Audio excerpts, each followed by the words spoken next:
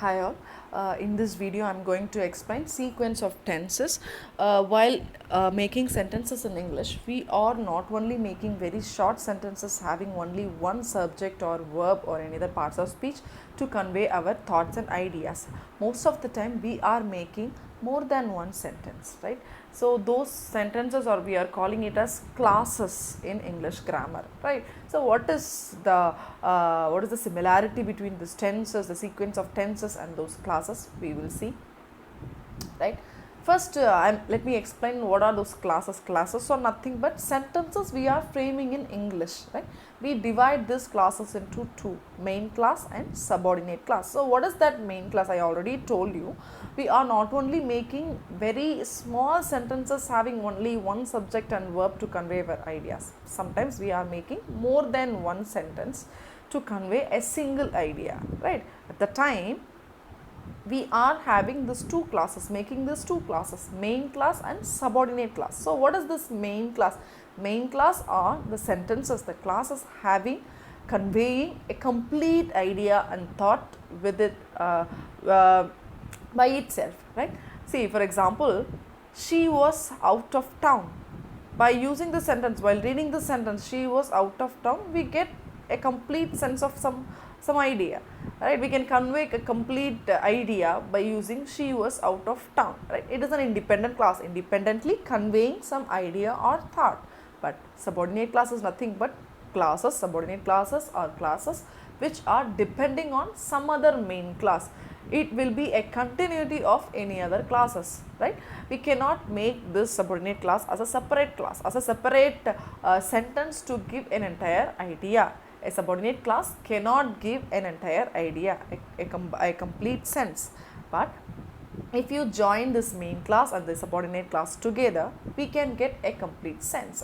See, she was out of town. Yeah, while reading the sentence, we can get the complete idea, right? So it is an independent main class. But see the second sentence, that she was out of town. What is that? That she was out of town. Obviously, while reading this, we can get that something has happened earlier and it will be the continuity. So this is a subordinate class, dependent class, depend on something has happened already, right?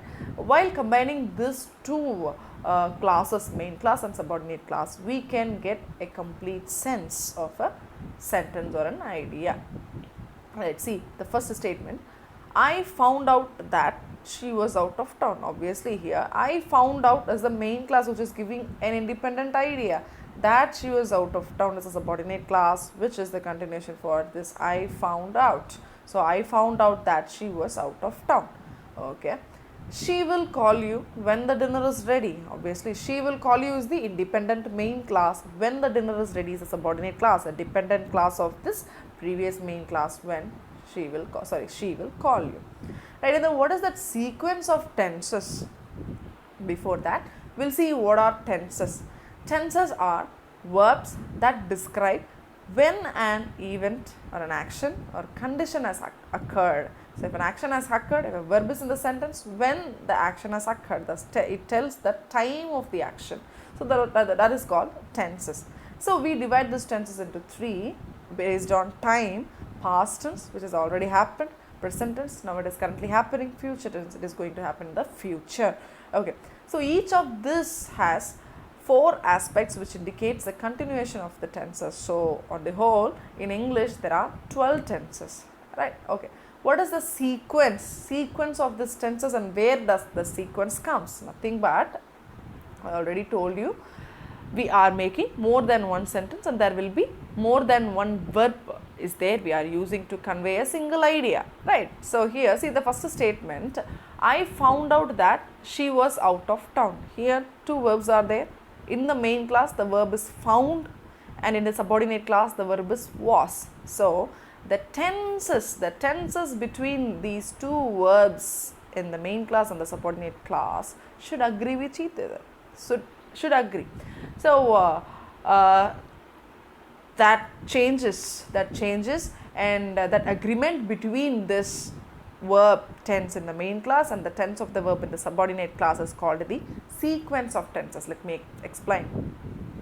See here, The sequence of tenses are the principles or the rules that governs the tense of the verb in the main class versus the tense of the verb in the subordinate class. So, the tense of the verb in the subordinate class should change in accordance with the tense of the verb in the main class. It's nothing but there will be two tenses. As I already told you, she will call you when the dinner is ready. So, will call is the tense in the main class and is the tense in the subordinate class. So, these two verbs should go in accordance. These two verbs should be in a proper agreement. So, what is that agreement? There are some rules again to make the perfect sense. Then only the tense will make, the sentence will make the perfect sense, right? So, if what verb should come in the main class, if what verb will come in the subordinate class, that we are going to see in some of the rules. So, sequence of tense is nothing but the agreement between the tense in the main class and the tense in the verb tense in the main class and the verb tense in the subordinate class is the sequence of tenses. See the first rule. If the verb in the main class, the main statement you are claiming, if the verb in the main class is in the present or future, the verb in the subordinate class can be in any tense, right? If you are making some sentence, the main class of the sentence is in the present or in the future tense, that subordinate class, the next subordinate class can be in any tense, right? See the example. I know what she does. I know is the main class, which is giving a complete sense, right? So, I know, the main class verb, here it is the present tense. Know, the verb is present tense.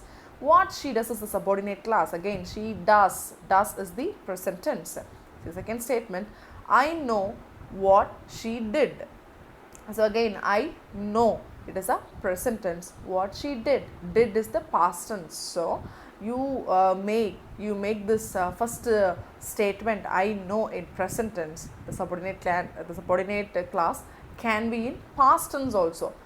Then third statement, I know, again the present tense in the main class. What she will do, it can be in the future tense. The subordinate class can be in the future tense also. And she will say, the main class is in future tense, that her friends have deserted her. Deserted, again past perfect tense, it can be in the past tense also. So, keep that in mind. The main class, if the main class is in present or future form, the subordinate class can be in any tense. It can be in present tense or past tense or future tense. This is the first rule. Let's see the second rule. If the tense in the main class, is in past tense, the rule number one is, if the tense in the main class is present tense, the subordinate class present and future tense. If the subordinate class can be in any tense. Rule number two is, if the tense in the main class is past tense, and the subordinate class can only be in past tense, right? This consequent past tense, right? So, see the example. I knew is a main class, complete independent class. The verb is knew, past tense, right? The main class verb is past tense. That she was an honest and sincere girl, again was past tense. So, if you use the past tense in main class, the subordinate class should be in past tense. He promised, past tense in main class, that he would help me, again would, past tense in subordinate class. Nobody knew how he died. Nobody knew, that knew verb is past tense. So, died is also past tense in the subordinate class. But there are some exception in this main class past tense and subordinate should be the past tense concept. See there, what is the first exception? When the main class is past tense and the subordinate class can be in any, it can be in present tense while you are conveying a universal truth or habitual actions. The rule number two is, if the main class is in past tense, the subordinate class should be in past tense. There are some exceptions for this rule. The first exception is, if the main class is past tense, the subordinate class can be in present tense only when you convey a universal truth or an habitual action. See the first example. She told me that, the main class is in past tense. she gets up early in the morning. That she gets up early in the morning gets present tense. Why? It is conveying a habitual action. So we are using this present tense in the subordinate class.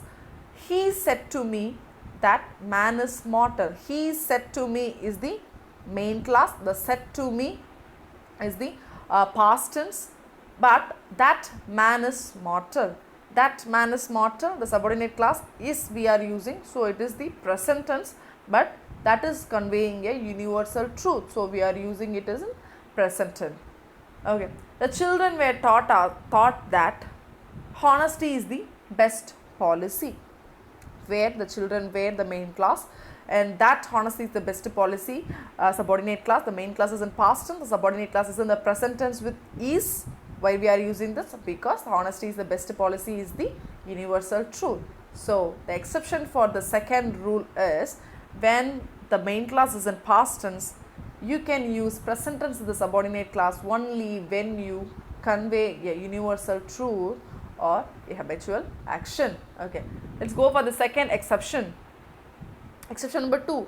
If a subordinate class is introduced by a conjunction of comparison, conjunction, usually we will compare by using some conjunction like than and as well as, right? So while a subordinate class starts with, introduced with than and as well as, you can use any tense in the subordinate class even if the main class is in past tense. Okay, so this is the second exception. Actual rule number 2 is if the main class is in past tense, the subordinate class should be in past tense. The first exception is while using universal truth, the subordinate class can be in present tense. But exception number 2 is if the subordinate class starts with than and as well as, which means the conjunction of comparison, you can use any tenses in the subordinate class, right? Okay, see the first example. She liked me more than she likes you. She liked me is the main class, independent class, having the tense of the verb past tense. She liked me, past tense, liked. More than she likes you. More than she likes you. She liked me more is the independent main class, so the past tense verb is there, and than she likes you. So the subordinate class starts with than, introduced with than. So when a subordinate class starts with than, the subordinate class verb can be in any tense. So she likes you, it is in the present tense.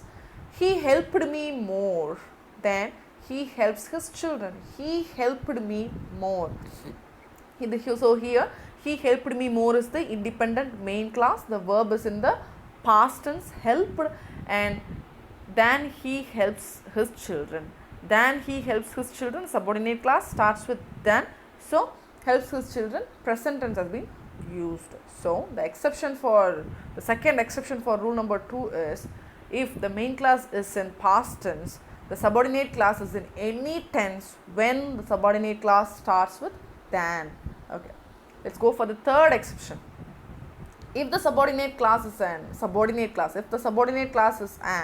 adjective class, in that case the verb in the subordinate class may be in any tense even the main class is past tense.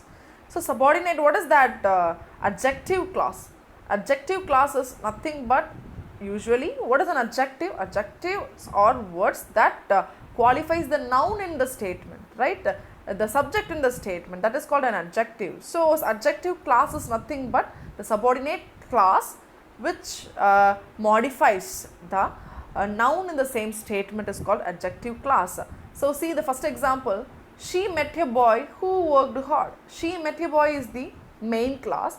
Who worked hard is a subordinate class, but that is an adjective for she, right? She met a boy, a boy. She met a boy who worked hard. Who worked hard? Who is working hard here? The boy. The boy is the noun. The who worked hard is qualifying the noun, a boy. So here who worked hard is an adjective class. The adjective class will not only qualify the next noun, the immediate next noun, it can qualify the first noun also. Alright, so when the adjective class is coming as a subordinate class. When the subordinate class is an adjective class, any tense can be used even if the main class is in past tense, right? That is the exception 3. Right, okay, see. She met a boy who worked hard. She met a boy is a main independent class having the tense met past tense. Who worked hard is an adjective subordinate class. It is an adjective subordinate class. It can be in present past tense also. Who worked hard, worked past tense also it can be in. He met a boy who will work hard, and it can be in the future tense also. It can be in the present tense also. Who works hard can also be. Right, okay. And it is same as the previous also. She liked me more than she liked you. The past tense can also be coming here, not only the present tense and future tense. We can write past tense also. But in the first exception, only the present tense can be coming in the universal truth and habitual action. Okay, let's go for the fourth exception. If the subordinate class is in the adverb class, previously it was if it was an adjective class, any tense can be used. And the fourth exception is if the subordinate class is in the adverb class expressing a reason or a place, the verb of the subordinate class may be in any tense again. If it is telling a reason for the main class, or else if it is conveying any places, that can be in any tense. A subordinate class can be in any tense if it is an adverb. Okay. A palace stood where you find a park now. So, a palace stood is the main class. Stood is in the past tense, right? Where you find a park now, here where you find a park now, it is a place, conveying a place, right? It is an adverb class which is conveying a place. So, you can use any tense. So, where you find a park, here find, now it is a present tense we have used there. See the second example. I did not go where she goes daily. I did not go. Here the main class is in the past tense, but where she goes daily, again it is conveying a place, right? So we are using here the present tense goes. It can be in any tense also. Okay. He failed because he is weak in English again. So he failed. He failed here. It is a main class having past tense because he is weak in English, giving a reason.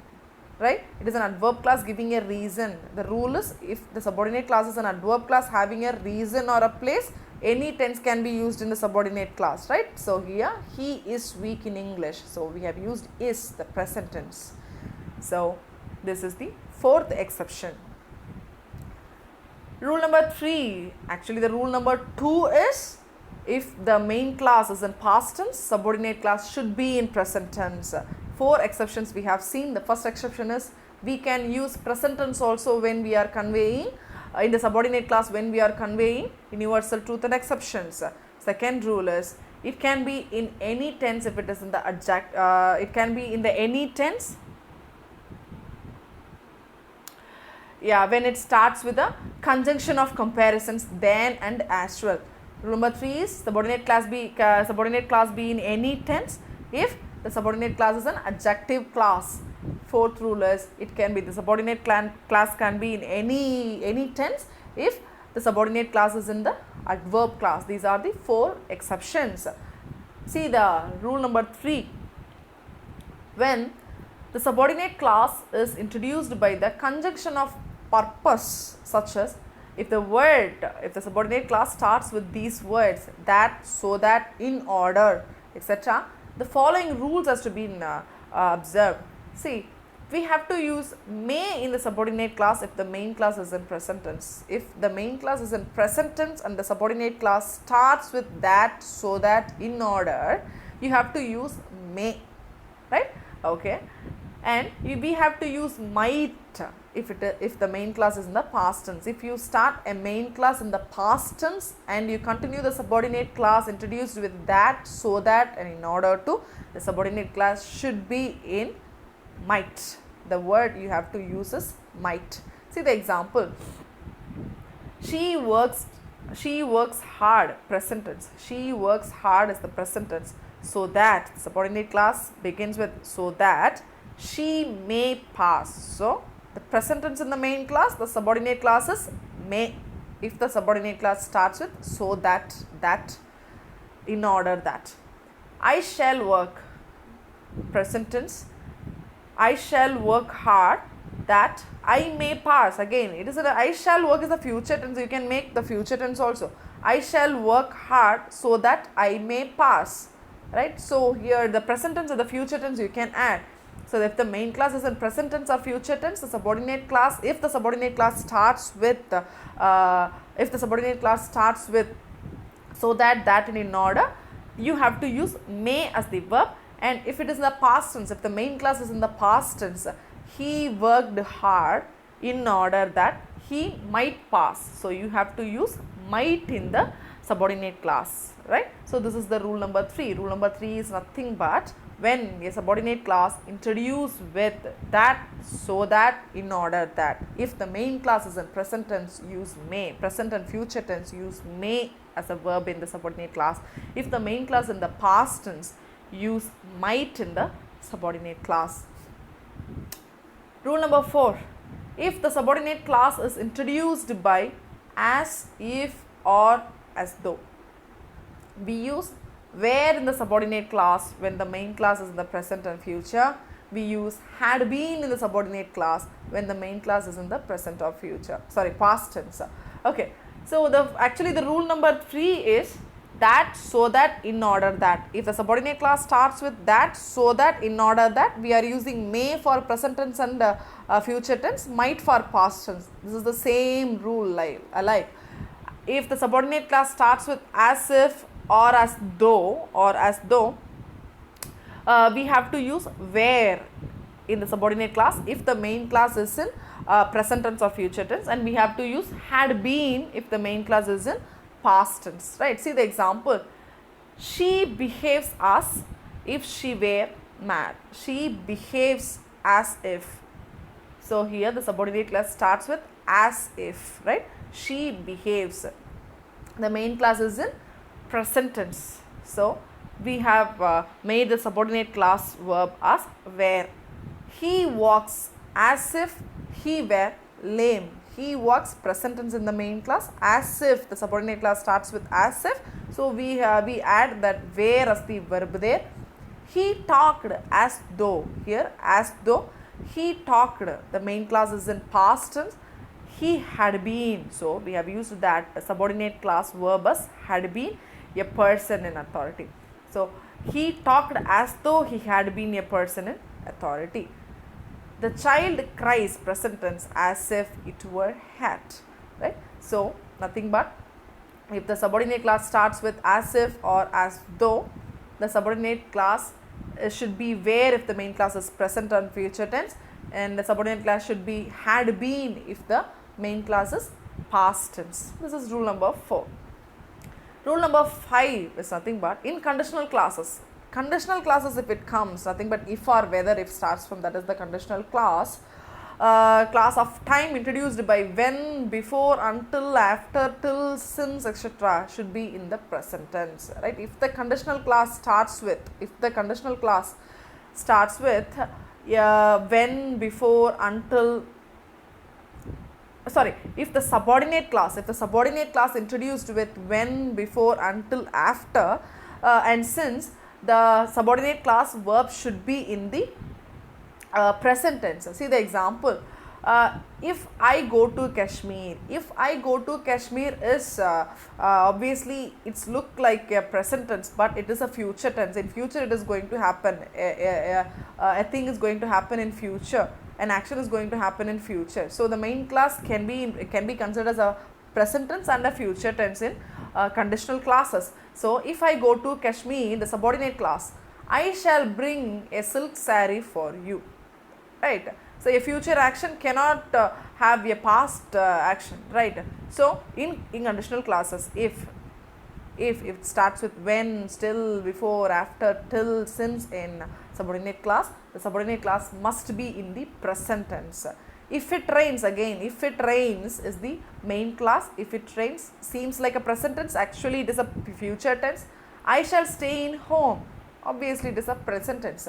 Unless she gives up her bad habits, nobody will like her. Again, present tense in both the classes. I shall tell you, future tense. When she comes, present tense. When, if when comes in the sense, if the main class is in future tense, I shall tell you, future tense. When she comes, the subordinate class should be in the present tense when the subordinate class starts with when, before, until, after, till, since, etc. She will wait till you return. He will come until you call him. He will not come until you call him. She will come when you invite her. So nothing but the fifth rule is in conditional clauses, if the main class is in present or future tense, the subordinate class, if it begins with when, before, until, after, till, since, the subordinate class should be in present tense only. This is the fifth rule. So these are the 5 rules and exceptions of sequence of tenses. Keep that in mind. Go through it. If you have any doubt, kindly comment. Let me clarify it. Thank you.